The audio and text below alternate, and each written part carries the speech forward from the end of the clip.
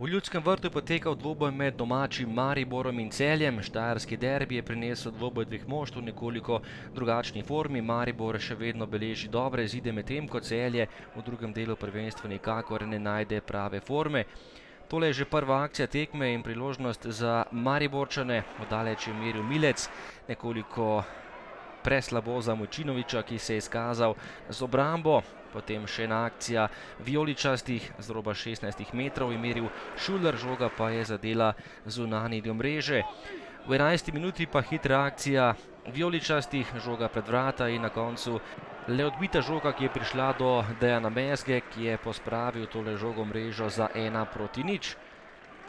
Dober začetek Maribora, ki je imel kar nekaj priložnosti in takoj povedal v prvem delu tekme.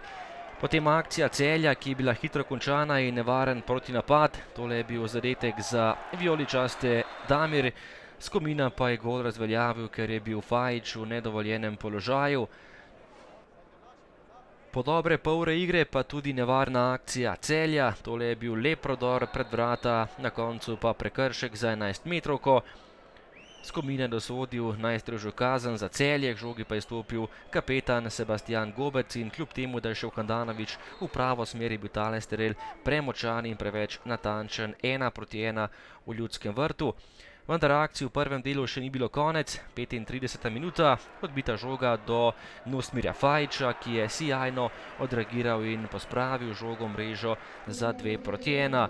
Daleč je streljal Milec, odbito žogo pa je v mrežo pospravil Fajič in postavil izid prvega polčasa. Sliko smo že v drugem delu in prva akcija za Celje, takoj gol za gostujoče nogometaše. Tekla je 60. minuta, po podaji Zajca je najvišje skočil Rajsel in premagal Handanovića za 2-2. Na polovici drugega polčasa še ena lepa priložnost Celja. Poskušal je Gregor Bajde, na pravem mestu Handanović, potem le nekoliko premalo na natančnem strelu. Maribor pa je bil nevaren po novem protinapadu. Bohar je na koncu skušal podati pred vrata, a to mu je preprečila celjska obramba. Daleč je meril še Mertel in bil blizu uspeha, žoga visoko čez gol. Nato pa še zaključek tekme in dve priložnosti Maribora. Najprej je meril Goran Cvijanović, preslabo za Mojčinoviča in potem še sodniški podaljšek. Podaja pred vrata, na pravem mestu je bil Fajič, ki je skorajda premagal Mojčinoviča, ki je s tole izjemno obrambo rešil vrata Celja in tekma se je končala. Na koncu točka za borbene goste, izid v Ljudskem vrtu pa neodločen 2-2.